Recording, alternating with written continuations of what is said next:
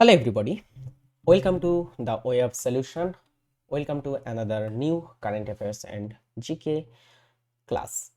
Students 16ই February 2026 এর current affairs and GK প্রশ্ন উত্তর প্র্যাকটিস করবো আজকের ক্লাসে। বাংলা ভাষাতে গুরুত্বপূর্ণ জিকে প্রশ্ন উত্তর এবং কারেন্ট অ্যাফেয়ার্স তোমরা দেখতে পারো দ্য ওয়ে অফ সলিউশন চ্যানেলে and initiative by the TWS academy.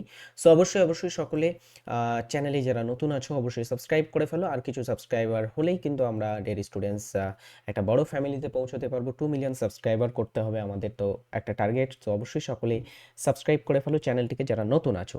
And প্রতিদিনের ক্লাসটি ভালো লাগলে অবশ্যই চ্যানেলটিকে সাবস্ক্রাইব করতে ভুলবে না। সাথে সাথে TWS একাডেমি অ্যাপ ডাউনলোড করে ফেলো তোমার ফোনে। চলো প্রথম প্রশ্ন দিয়ে শুরু করি। প্রমোদ ভগত কোন খেলার সাথে যুক্ত? রিসেন্টলি প্রমোদ ভগত তিনি খবরের শিরোনামে এসেছেন বা খবরে এসেছেন। এই প্রমোদ ভগত তিনি কোন খেলার সাথে যুক্ত?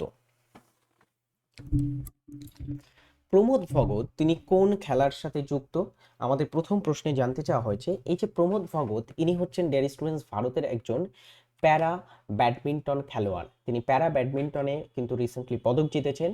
India's Pramod Bhagat wins 4th consecutive SL3 gold at BWF para world championship. তিনি BWF প্যারা ওয়ার্ল্ড চ্যাম্পিয়নশিপে টানা চতুর্থবার SL3 গোল্ড মেডেল জেতার জন্য রেকর্ড গড়েছেন। তো তাকে রিসেন্টলি আমরা খবরের শিরোনামে পেয়েছি। নেক্সট আমাদের 2 নম্বর কারেন্ট অ্যাফেয়ার্সে বলা হচ্ছে ঘূর্ণিঝড় গাজানি কোন দেশে আঘাত হেনেছে? গিজানি বা গিজানি যেটাই বলো, এই যে ঘূর্ণিঝড় এটা রিসেন্টলি একটা দেশে আঘাত হেনেছে। ভারত মহাসাগরে সৃষ্ট এই ঘূর্ণিঝড়টি ডিয়ার স্টুডেন্টস আঘাত হেনেছে আফ্রিকার দ্বীপরাষ্ট্র এবং ভারত মহাসাগরের সব থেকে বড় দ্বীপ মাদাগাস্কারে। Another cyclone Gezani hits Madagascar, 20 killed and 33 injured. তো এখানে 20 জন বুঝতেই পারছো মারা গেছে অ্যান্ড 33 জন এখানে আহত বা আমরা বলতে পারি বর্তমানে কিন্তু গুরুতরভাবে আহত অবস্থায় আছে। এটা আমাদের নতুন রিপোর্ট অনুসারে। তো গাজানিতা হিট করেছে মাদাগাস্কারে, ভারত মহাসাগরে সৃষ্ট একটা ঘূর্ণিঝড় এটা। 2026 সালে সাধারণ নির্বাচনে বাংলাদেশের কোন রাজনৈতিক দল 2/3 সংখ্যাগরিষ্ঠতা অর্জন করেছে? রিসেন্টলি বাংলাদেশে গত বছর তার আগের বছর 2024-এ জুলাই বিপ্লব হয়েছিল বাংলাদেশে। তারপরে বাংলাদেশে ইন্টারিম গভর্নমেন্ট চলছিল, যেটা লিড করছিলেন নোবেল প্রাইজ প্রাপক একজন বাংলাদেশের গ্রামীণ ব্যাংকের জনক হিসাবে পরিচিত মোহাম্মদ ইউনুস। তো রিসেন্টলি তারই তত্ত্বাবধানায় বা বাংলাদেশে রিসেন্টলি আমরা দেখেছি সাধারণ নির্বাচন হয়েছে। সেই সাধারণ নির্বাচনে যারা 2/3 সংখ্যাগরিষ্ঠতা অর্জন করেছে তারা হচ্ছে বাংলাদেশ ন্যাশনালিস্ট পার্টি, সংক্ষেপে বিএনপি। অনেক বছর ধরে ডিয়ার স্টুডেন্টস বাংলাদেশে অপোজিশনের রোল কিন্তু তারা নির্ভর বা অপোজিশনের রোল তারা প্লে করেছে অনেক বছর ধরে। এর আগে শেখ হাসিনা আওয়ামী লীগ থেকে তিনি প্রধানমন্ত্রী ছিলেন। আচ্ছা, আওয়ামী লীগ এই বছরের কিন্তু যে বাংলাদেশে ভোটটা হয়েছে বা নির্বাচন হয়েছে সেখানে কন্টেস্টিং করতে পারেনি, কারণ তাদেরকে ব্যান করা আছে। আরেকটা জিনিস, এই বাংলাদেশ ন্যাশনালিস্ট পার্টি তার সাথে যিনি যুক্ত ছিলেন খালেদা জিয়া, তিনি কিন্তু ডিয়ার স্টুডেন্টস একটা সময় প্রধানমন্ত্রী ছিলেন বাংলাদেশের। আচ্ছা দেখি Bangladesh BNP prepares to form government after securing 2/3 majority. তো তারা সরকার গঠনে কিন্তু প্রস্তুতি নিচ্ছে। তারা রিসেন্টলি তাদের প্রধান প্রতিপক্ষ জামাত এবং প্রায় 11টি পার্টির অ্যালায়েন্সকে 2/3 মেজরিটিতে হারিয়েছেন এবং তারা কিন্তু প্রিপারেশন নিচ্ছে সরকার গঠন করার। পরবর্তীতে নেক্সট আমাদের প্রশ্ন 4 নম্বর। সম্প্রতি হু বা WHO বিশ্ব স্বাস্থ্য সংস্থা কোন রোগের বিরুদ্ধে নতুন প্রজন্মের ভ্যাকসিন NOPV2-কে প্রি কোয়ালিফাইড করেছে? প্রি কোয়ালিফাইড মানে পূর্ব যোগ্যতা দিয়েছে, পূর্ব যোগ্যতা প্রদান করেছে WHO একটা রোগের ভ্যাকসিন NOPV2। এই ডিয়ার স্টুডেন্টস ভ্যাকসিনটি হলো পোলিও রোগের একটা vaccine. The world health organisation has pre-qualified an additional novel oral polio vaccine type 2 NOPV2। তো তারা প্রি কোয়ালিফাইড করেছে একটা অতিরিক্ত, যদি আমরা প্রি কোয়ালিফাইড দেখি এটাকে করা হয়েছে NOPV2। তাহলে কিসের সাথে যুক্ত আমাদের পরীক্ষায় প্রশ্ন দিতে পারে পরবর্তী আমাদের আপকামিং বিভিন্ন পরীক্ষাতে আমরা মনে রাখবো, সেটা হচ্ছে পোলিওর সাথে যুক্ত একটা ভ্যাকসিন, যেটা ওয়ার্ল্ড হেলথ অর্গানাইজেশনের কাছ থেকে পূর্ব যোগ্যতা অর্জন করেছে রিসেন্টলি। নেক্সট হচ্ছে 2026 সালের এশিয়ান শুটিং চ্যাম্পিয়নশিপে সিনিয়র রাইফেল এবং পিস্তল ইভেন্টে ভারত মোট কতটি পদক জিতেছে? আমরা জানি এই বছরে এশিয়ান শুটিং চ্যাম্পিয়নশিপ আমাদের ভারতে আয়োজিত হয়েছিল এবং এখানে ভারত অনেকগুলোই পদক জিতেছে। আমরা পরপর বিভিন্ন কারেন্ট অ্যাফেয়ার্সের ক্লাসে এগুলো নিয়ে আলোচনা করেছি। তো রিসেন্টলি এটা শেষ হয়েছে বা ভারতের সেখানে দৌড় কিন্তু শেষ হয়েছে। আমরা যদি দেখি এই এশিয়ান শুটিং চ্যাম্পিয়নশিপে, এই শুটিং চ্যাম্পিয়নশিপে পিস্তল এবং রাইফেল শুটিং চ্যাম্পিয়নশিপে ভারত টোটাল যদি দেখা যায় 33টি মেডেল জিতেছে। আচ্ছা, India wrapped up their Asian Shooting Championship 2026 campaigning in New Delhi with 7 medal on the final day. তো ভারত রিসেন্টলি কিন্তু তাদের যে এশিয়ান শুটিং চ্যাম্পিয়নশিপ পিস্তল বা রাইফেল শুটিং চ্যাম্পিয়নশিপ সেখানে তাদের যে দৌড় বা সেখানে তাদের যে খেলা সেটা কিন্তু শেষ হয়েছে। ভারত কিন্তু তারা ফাইনাল ডে বা লাস্ট দিনে যদি আমরা দেখি 7টি মেডেল জিতেছে। 7টি মেডেল জিতে ভারত এখানে কিন্তু তাদের যে পর্ব সেটা শেষ করেছে। To tweak their overall tally in senior rifle and pistol event 233, এখানে ভারত টোটাল 33টি যদি দেখা যায় পদক জিতেছে, ইনক্লুডিং 13 গোল্ড, 13টি gold and 11 silver and 9 bronze. তো 11টি সিলভার এবং 9টা ব্রোঞ্জ, সাথে সাথে 13টা গোল্ড, টোটাল 33 পদক জিতেছে এখানে ভারত। সম্প্রতি জল শক্তি মন্ত্রক এবং কর্ণাটক সরকার যৌথভাবে কোন প্রকল্পের উপরে জোর দিয়েছে?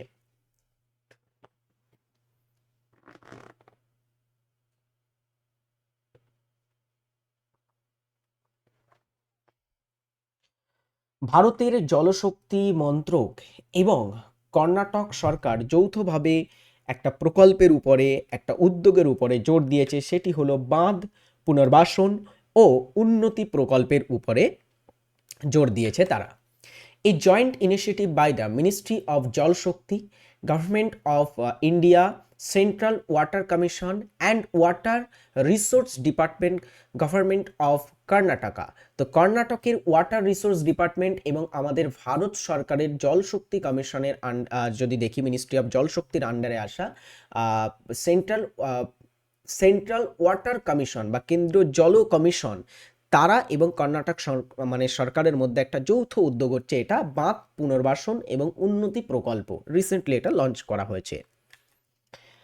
হেরাত উৎসব ভারতের কোন সম্প্রদায়ের প্রধান ধর্মীয় উৎসব?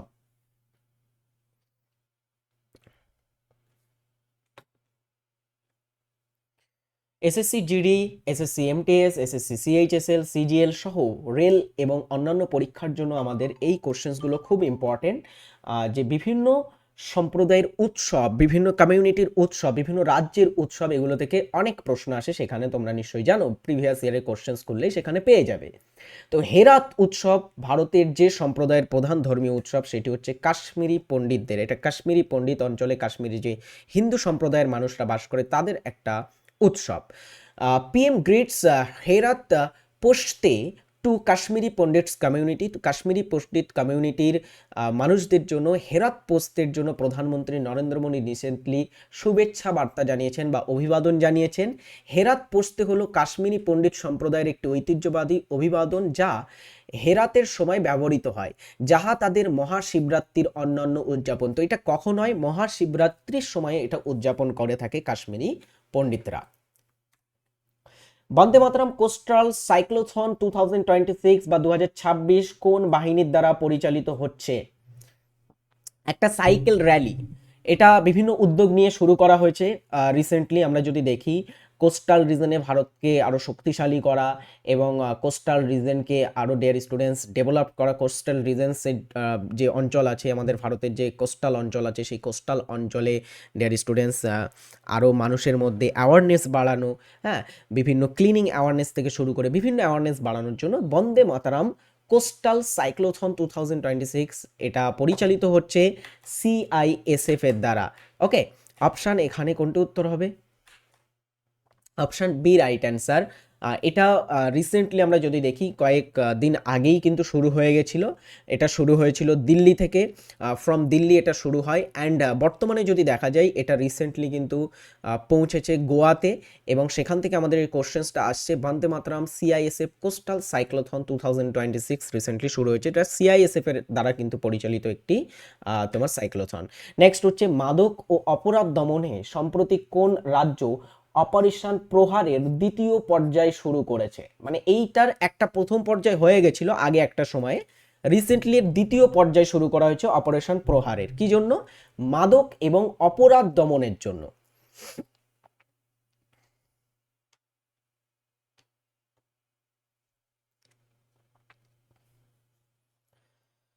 মাদক এবং অপরাধ দমনের জন্য অপারেশন প্রহার এটা সম্প্রতি শুরু করেছে পাঞ্জাব। ওকে, পাঞ্জাব পুলিশ এটা শুরু করেছে, has launched the second phase of 72 hour long operation Prahaar from today. এটা টুডে বলতে দুদিন আগের কথা বলা হচ্ছে। 72 ঘন্টার একটা কিন্তু তারা অপারেশন প্রহার লঞ্চ করেছিল, 72 ঘন্টা ব্যাপী একটা কিন্তু অপারেশন এটা, two further intensify the campaigning against gangster to nab their wanted criminals। তো বলা হচ্ছে যে যে ওয়ান্টেড ক্রিমিনালস এবং গ্যাংস্টার যেগুলো আছে তাদেরকে ডিয়ার স্টুডেন্টস ধরার জন্য এই যে অপারেশন প্রহার, এটা কিন্তু সেখানে আরও তাদের দ্রুত গতিতে এটা কমপ্লিট হবে। অপারেশন প্রহারের মাধ্যমে পাঞ্জাব অঞ্চলে যে সমস্ত গ্যাংস্টার আছে, রিসেন্টলি পাঞ্জাবের একটা মিনিস্টারের উপরে কিন্তু গুলি চালানো হয়, তারপর থেকে এটা অ্যাকচুয়ালি শুরু হয়েছে।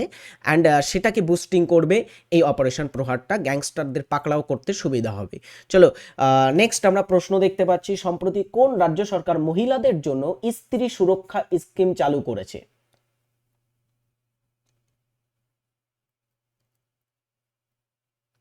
স্ত্রী সুরক্ষা স্কিম 2026-এ 2026-এ রিসেন্টলি চালু করেছে যে রাজ্য, সেটি হলো কেরালা রাজ্য। কেরালার chief minister Pinarayi Vijayan on Wednesday, Pinarayi Vijayan বুধবারে officially launch the state government's Stree Suraksha scheme to provide a monthly pension. তো একটা মান্থলি পেনশন দেওয়া হবে of 1000 to unemployed women as well as trans women. তো যারা বেকার মহিলা আছে, যারা কোনো কাজ করে না, এবং সাথে সাথে যারা ট্রান্স ওমেন আছে, হ্যাঁ, তাদেরকে ডিয়ার স্টুডেন্টস 1000 টাকা করে মান্থলি কিন্তু দেওয়া হবে। হ্যাঁ, পশ্চিমবঙ্গে যেমন দেওয়া হচ্ছে একটা প্রকল্প আছে, বিভিন্ন ভারতের রাজ্য এই প্রকল্পটা কিন্তু অ্যাডপ্ট করছে। হ্যাঁ, তো আমরা দেখতে পাচ্ছি ভারতের বিভিন্ন রাজ্যের মধ্যে রিসেন্টলি এই ক্ষেত্রে পিনারাই বিজয়নের যে সরকার বা chief minister Pinarayi Vijayan recently আমরা যদি দেখি লঞ্চ করেছে এই প্রকল্পটা, স্ত্রী সুরক্ষা স্কিম। 1000 টাকা করে দেওয়া হবে বেকার মহিলা এবং ট্রান্স ওমেনদের। অলরাইট, চলো পরের আমাদের কোশ্চেন্সে আসবো। আমাদের 10টা কারেন্ট অ্যাফেয়ার্স আজকে আমরা প্র্যাকটিস করলাম, এখানে এটা শেষ করব। নেক্সট আমরা চলে যাব আজকের জিকে প্রশ্নোত্তর প্র্যাকটিসে। কি কি জিকে প্রশ্নোত্তর আছে সেটা দেখবো। TWS একাডেমি অ্যাপ অবশ্যই যদি ডাউনলোড না করে থাকো ডাউনলোড করে নেবে, আর অবশ্যই সকলে চ্যানেলটিকে সাবস্ক্রাইব করো। নেক্সট প্রথম আমাদের আজকে জিকে প্রশ্ন, জিকে পোর্শনে বলা হচ্ছে কোন ভিটামিন থিয়ামিন নামেও পরিচিত?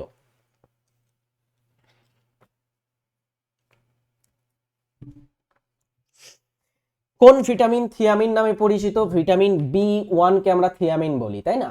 ভিটামিন B3 কে বলা হয়ে থাকে নিয়াসিন। নিয়াসিন। ভিটামিন B2 কে বলা হয় রিবোফ্লাভিন বা রাইবোফ্লাভিন, এটাকে আমরা বলে থাকি।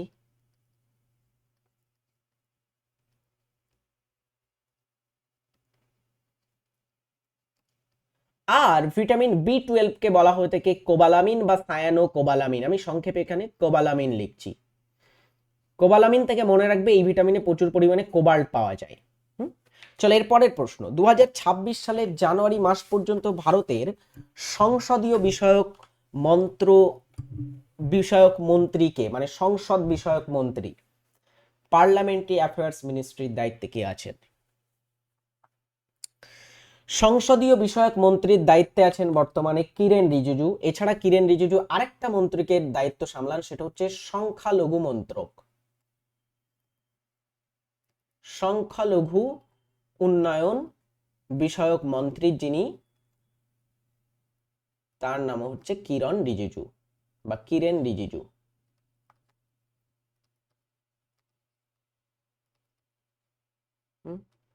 চলো, এখানে আরো নাম পাচ্ছি আমরা। ধর্মেন্দ্র প্রধান ভারতের বর্তমান শিক্ষামন্ত্রীর দায়িত্বে আছেন। মনসুখ মান্ডভিয়া ভারতের বর্তমান ক্রিয়া এবং যুব কল্যাণ মন্ত্রকের দায়িত্বে।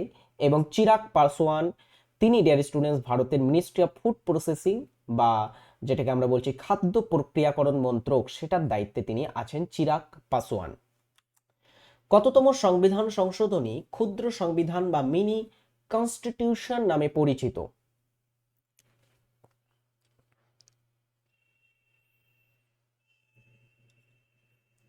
ক্ষুদ্র সংবিধান আমরা কাকে বলি? সেটি হচ্ছে 42তম সংবিধান সংশোধনী বা 42nd কনস্টিটিউশনাল অ্যামেন্ডমেন্ট। 1976 সালে 42তম সংশোধনী হয়। ভারতের সংবিধানের প্রস্তাবটি, এই যে প্রস্তাবটি সেখানে প্রস্তাবনা, হ্যাঁ মাফ করবে, ভারতের সংবিধানের যে প্রস্তাবনা আছে সেটা কিন্তু 42তম সংশোধনীর মাধ্যমে সংশোধিত হয়েছিল। মানে যেটাকে আমরা প্রায়েম্বেল বলছি, প্রায়েম্বেল একবারই সংশোধিত হয়েছে, সেটা হচ্ছে 42তম সংশোধনীর মাধ্যমে 1976-এ। প্রস্তাবনায় 3টে নতুন শব্দ যুক্ত হয়: সমাজতান্ত্রিক, ধর্মনিরপেক্ষ এবং সংহতি যুক্ত করা হয়েছে। 10টি মৌলিক কর্তব্যও যুক্ত হয়েছিল এই একই বছরে। নেক্সট হচ্ছে নির্দেশমূলক নীতিগুলোকে মৌলিক অধিকারের তুলনায় অধিক প্রাধান্য দেওয়া হয়েছিল এই পার্টিকুলার কনস্টিটিউশনাল অ্যামেন্ডমেন্টের মাধ্যমে। এখানে প্রচুর চেঞ্জ আনা হয় এই অ্যামেন্ডমেন্টে, এই কারণে এটাকে আমরা বলছি দ্য মিনি কনস্টিটিউশন বা ক্ষুদ্র সংবিধান। 2022 সালের ফিফা বিশ্বকাপ আয়োজক কে ছিল? 2022 সালে লাস্ট আমরা যদি দেখি ফিফা বিশ্বকাপ হয়েছিল, এরপরে 2026 মানে এই বছরে ফিফা বিশ্বকাপ হবে। তো এখানে সঠিক উত্তর করো।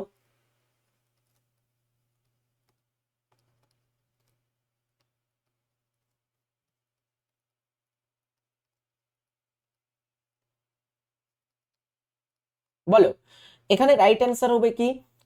এখানে যদি আমরা দেখি, এখানে রাইট অ্যান্সার হচ্ছে কাতার। ডিয়ার স্টুডেন্টস 2022 সালে ফিফা বিশ্বকাপ জিতেছিল।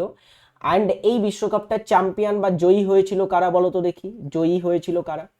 কারা হয়েছিল? মেসির আর্জেন্টিনা এটা জয়লাভ করেছিল।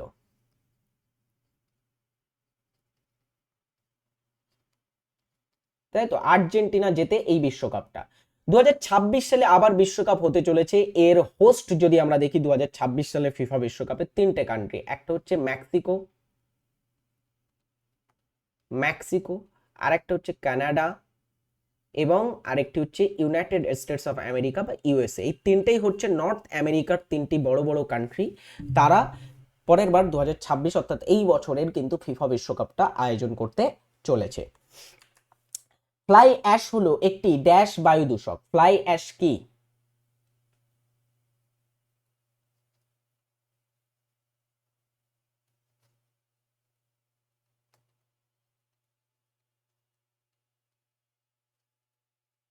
চলো, ফ্লাই অ্যাশ কি? ফ্লাই অ্যাশ হচ্ছে একটা প্রাথমিক বায়ু দূষক। প্রাথমিক বায়ু দূষক মানে কি? যেটা বায়ুতে সরাসরি ভাবে মেশে, এমন বায়ু দূষককে আমরা বলে থাকি প্রাথমিক বায়ু দূষক। যেমন আমি একটু উদাহরণ বা এক্সাম্পল দিয়ে থাকি, কয়েকটা এক্সাম্পল। ফার্স্ট আমি এখানে তোমাদের যেটা নাম বলবো সেটা অবশ্যই CO2। সব থেকে বেশি কিন্তু আমাদের বায়ু দূষণে কন্ট্রিবিউশন রাখে সেই CO2, ফ্লাই অ্যাশ। এবং যদি ফ্লাই অ্যাশ মানে হচ্ছে কলকারখানা থেকে যে ছাইগুলো বার হয়, ঠিক আছে, উড়ন্ত ছাই। হ্যাঁ, তো সেই উড়ন্ত ছাই, কলকারখানা থেকে সেই শিল্পজাত ছাই বার হয় সেগুলো। অ্যান্ড সালফার ডাইঅক্সাইড, এই যে গ্যাসগুলো আছে এগুলো কিন্তু প্রাথমিক বায়ু দূষকের মধ্যে আসে। গৌণ বায়ু দূষকের মধ্যে আমরা ওজোনকে পেতে পারি। গৌণ বায়ু দূষক মানে এটা খুব বেশি আমাদের প্রকৃতিতে কিন্তু প্রভাব রাখে না, তবে রাখে আবার প্রভাব। এগুলোকে গৌণ বায়ু দূষক বলা হয়ে থাকে। এগুলো সরাসরি কিন্তু আমাদের বায়ুকে সরাসরিভাবে ক্ষতিগ্রস্ত করে না, ইনডাইরেক্ট ভাবে ক্ষতিগ্রস্ত করে। যেমন ওজোন গ্যাসটা কিন্তু আমাদের একটা প্রাথমিক গৌণ বায়ু দূষকের মধ্যে পড়ে থাকে। নেক্সট প্রশ্ন, 1940 সালে কংগ্রেসের রামগড় অধিবেশনের সভাপতি কে ছিলেন? এটা খুব হিস্টোরিক্যাল একটা অধিবেশন। কেন এই অধিবেশনটা আমি রেখেছি সেটা অবশ্যই বলবো।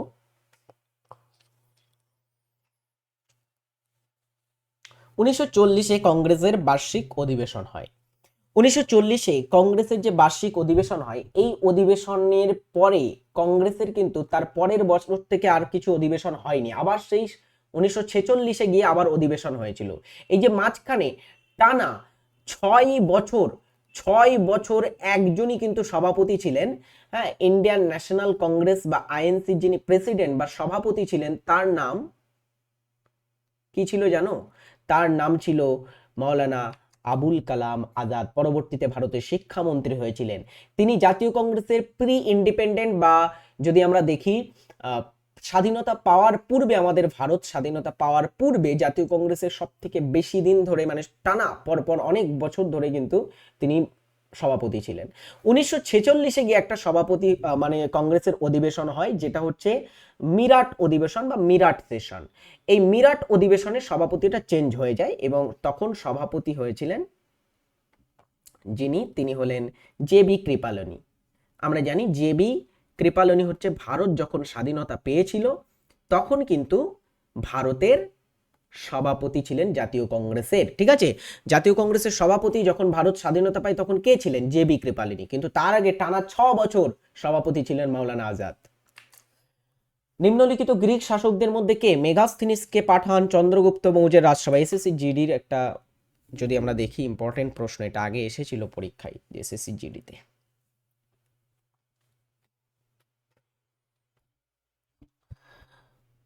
মেগাস্থিনিস ভারতে এসেছিলেন গ্রিস থেকে, তাই না? গ্রিস থেকে ভারতে এসেছিলেন এবং তিনি ভারতে এসেছিলেন চন্দ্রগুপ্ত মৌর্যের রাজসভায় সেলুকাস নিকেটরের দূত হিসাবে। উদ্ভিদের কোন অংশে বর্জ্য পদার্থ সঞ্চিত থাকে? উদ্ভিদের দেহের যে বর্জ্য পদার্থ, মানুষের দেহের বর্জ্য পদার্থ আমরা জানি মূত্রের মাধ্যমে বার হয়ে যায়, তাই না? ঘামের মাধ্যমে বার হয়ে যায়, কিন্তু উদ্ভিদের দেহে বর্জ্য পদার্থ একটা জায়গায় সঞ্চিত হয়। কোথায় সঞ্চিত হয়? রক্ষক কোষ, মূল রোম, ফ্লোয়েম তন্তু আর পুরাতন জাইলেম। রাইট অ্যান্সার পুরাতন জাইলেমে এটা সঞ্চিত হয় বর্জ্য পদার্থগুলো, পুরাতন জাইলেমে। সঠিক বিবৃতিটি নির্বাচন করো। ভারতের পশ্চিমবঙ্গ রাজ্য সম্পর্কে, তার সীমানা সম্পর্কে কিছু বিবৃতি দেওয়া হয়েছে, এখানে সঠিক বিবৃতি কোনটি? ত্রিপুরার সাথে পশ্চিমবঙ্গের সীমানা সর্বনিম্ন, সিকিমের সাথে পশ্চিমবঙ্গের সীমানা সর্বনিম্ন, আসামের সাথে পশ্চিমবঙ্গের সীমানা সর্বনিম্ন, নাকি বিহারের সাথে পশ্চিমবঙ্গের সীমানা সর্বাধিক? দেখো, ওয়েস্ট বেঙ্গল বা পশ্চিমবঙ্গ সীমান্তে কোন কোন রাজ্য আছে?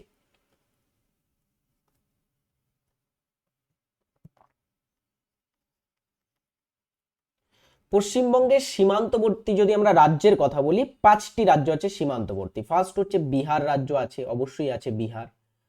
হ্যাঁ, তারপরে আছে তোমার সিকিম, সিকিম আছে, তারপরে ঝাড়খণ্ড আছে, ঝাড়খণ্ড আছে, অ্যান্ড অসম আছে, এবং আরেকটি হচ্ছে ওড়িশা। এই যে রাজ্যগুলো আছে এগুলো পশ্চিমবঙ্গের সীমানায়। এই রাজ্যগুলির ভিতরে যদি আমরা দেখি সবচেয়ে বেশি সীমানা আছে ঝাড়খণ্ডের সাথে, দীর্ঘতম সীমানা। পশ্চিমবঙ্গের দীর্ঘতম সীমানা আছে ঝাড়খণ্ডের সাথে। তাহলে এখানে সবচেয়ে কম কোথায় আছে? ত্রিপুরার সাথে তো মোটেই সীমানা শেয়ার করে না। সিকিম সবচেয়ে পশ্চিমবঙ্গের ক্ষুদ্রতম প্রতিবেশী রাজ্য, উত্তর দিকে আছে পশ্চিমবঙ্গের উত্তরে, অ্যান্ড সিকিমের সাথে পশ্চিমবঙ্গের সীমানা সবচেয়ে কম, সর্বনিম্ন। যারা ক্লাসে যুক্ত হচ্ছে সকলে লাইক করো একটা করে ক্লাসে। দেখি পরেরটা, সোডিয়ামের রাসায়নিক সংকেতকে অবশ্যই কমেন্ট করে জানাবে, আর যদি তুমি জানো এর পারমাণবিক সংখ্যা কত বা অ্যাটমিক নাম্বার, অবশ্যই সেটাও কিন্তু কমেন্ট করে জানাবে। রাইন নদী উপত্যকায় প্রবাহিত উষ্ণ শুষ্ক এবং স্থানীয় বায়ু কি নামে পরিচিত? রাইন নদী, রাইন নদী এটা ইউরোপে প্রবাহিত হয়েছে। ইউরোপের রাইন নদী উপত্যকা অঞ্চলে উষ্ণ শুষ্ক স্থানীয় বায়ু, শীতকালের দিকে প্রবাহিত একটা বায়ু, এই বায়ুর নাম হচ্ছে ফন। এই ফন বায়ুটা ডিয়ার স্টুডেন্টস আমরা যদি দেখি রাইন নদী উপত্যকা অঞ্চলে প্রবাহিত বায়ু, অ্যান্ড এই বায়ুটা অলস পর্বত অঞ্চলের বরফ গলিয়ে থাকে। নেক্সট হচ্ছে আলোর প্রতিসরণের সময় কোন বৈশিষ্ট্যটি পরিবর্তন হয়? আলোর প্রতিসরণ আমরা কিভাবে দেখতে পাবো? আলোর প্রতিসরণের সূত্র কে দিয়েছিলেন? স্নেল দিয়েছিলেন। স্নেলের সূত্র না, যখন কোন একটা মাধ্যম থেকে আলো অন্য একটা মাধ্যমে যাবে তখন কিন্তু আলোর গতিপথ চেঞ্জ হবে, আমরা জানি এটা, তাই না? আলোর গতিপথ চেঞ্জ হবে। তো এই গতিপথ চেঞ্জ হলে, তাহলে গতিপথ চেঞ্জ হচ্ছে মানে অভিমুখ চেঞ্জ হচ্ছে। এখানে বলেছে কোনটা পরিবর্তন হয় না, অভিমুখ তো পরিবর্তন হচ্ছে, তাহলে এটা উত্তর হবে না আমাদের। গতিবেগ কিন্তু চেঞ্জ হয়ে যাবে, কারণ একটা হালকা মাধ্যম থেকে ঘন মাধ্যমে যখন প্রবেশ করবে, মাধ্যম পরিবর্তন না হলে ফার্স্ট কথা প্রতিসরণ হবে না। মাধ্যম পরিবর্তন করতে হবে, তাই তো? একটা তুমি হালকা মাধ্যম থেকে ঘন মাধ্যমে যাবে, তখন কিন্তু প্রতিসরণটা দেখা যাবে। তুমি জলের উপরে টর্চ মারবে, দেখবে একটু বেঁকে গেছে, এটাই ব্যাপার। তো এইখানে গতিবেগ কিন্তু চেঞ্জ হয়, মাধ্যম পরিবর্তন হচ্ছে মানে। তরঙ্গ দৈর্ঘ্যও কিন্তু চেঞ্জ হচ্ছে, কম্পাঙ্ক চেঞ্জ হয় না, আলোর যে ফ্রিকোয়েন্সি সেটা কখনোই চেঞ্জ হচ্ছে না এখানে। এখানে অপশন সি রাইট অ্যান্সার। আলোর প্রতিসরণের সময় গতিবেগ, তরঙ্গ দৈর্ঘ্য, অভিমুখ চেঞ্জ হয়, প্রতিসরাঙ্ক চেঞ্জ হয় না, সরি কম্পাঙ্ক চেঞ্জ হয় না। প্রথম জ্ঞানপীঠ পুরস্কারের প্রাপক কে? জ্ঞানপীঠ পুরস্কার ভারতের সর্বোচ্চ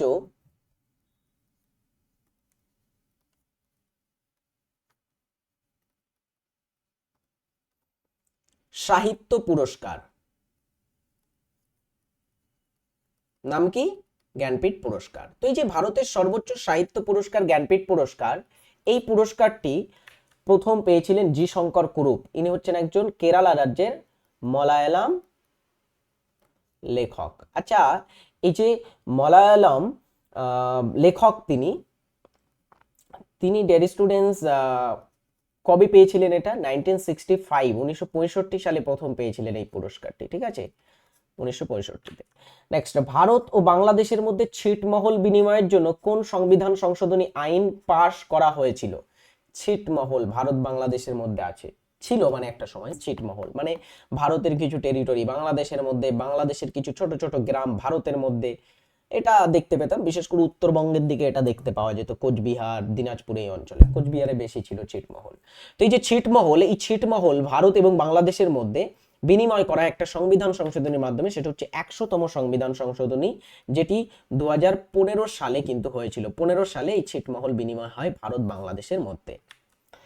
হফম্যান কাপ কোন খেলার সঙ্গে যুক্ত? হফম্যান কাপ এটা অস্ট্রেলিয়াতে খেলা হয়। অস্ট্রেলিয়ায়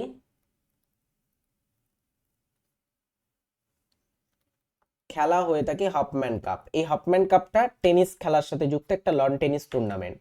এম চিন্নাস্বামী ক্রিকেট স্টেডিয়াম কোন শহরে অবস্থিত? এম চিন্নাস্বামী ভারতের একজন প্রাক্তন ক্রিকেট বোর্ডের চেয়ারম্যান ছিলেন, ভারতীয় ক্রিকেট বোর্ডের বা বিসিসিআই এর। সেখান থেকেই তার নামটা এসে, একটা ক্রিকেট স্টেডিয়ামের নাম রাখা হয়েছে তার নাম থেকেই, M Chinnaswamy stadium. M Chinnaswamy stadium বেঙ্গালুরুতে অবস্থিত, কর্ণাটকের। মালিক কাফুর কার রাজদরবারের একজন ছিলেন? মালিক কাফুর ছিলেন একজনের সেনাপতি। সেনাপতি কার? আলাউদ্দিনের সেনাপতি। হ্যাঁ, আলাউদ্দিন খলজির সেনাপতি ছিলেন মালিক কাফুর। কোথায় পাচ্ছে আলাউদ্দিন? অপশন বি তে। Right answer option B. Khirganga জাতীয় উদ্যান কোথায় অবস্থিত?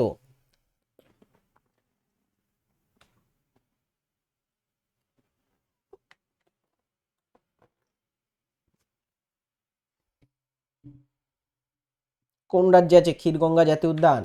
হিমাচল প্রদেশে ক্ষীরগঙ্গা জাতীয় উদ্যান। নিচের কোথায় ন্যাশনাল ডেয়ারি রিসার্চ ইনস্টিটিউট মানে জাতীয় দুগ্ধ গবেষণা কেন্দ্র, দুধ বা দুগ্ধ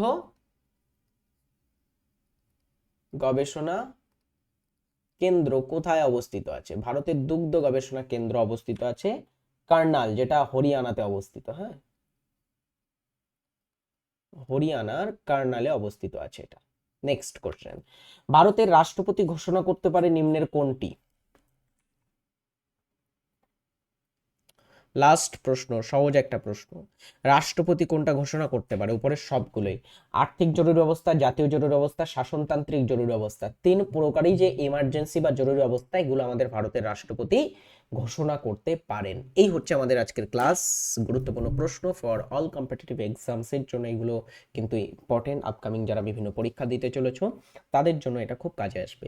ভালো থাকবে, সুস্থ থাকবে। আজকের আমাদের ক্লাস কারেন্ট অ্যাফেয়ার্স এবং জিকে প্রশ্ন উত্তর চর্চা এখানেই আমরা শেষ করব। ক্লাসটি ভালো লাগলে অবশ্যই কমেন্টে একটা করে কিন্তু লাভ অবশ্যই সকলে দেবে। আর নেক্সট তোমাদের পরের পর্বে দেখা হচ্ছে একটা অন্য ক্লাস নিয়ে। Bye, tata.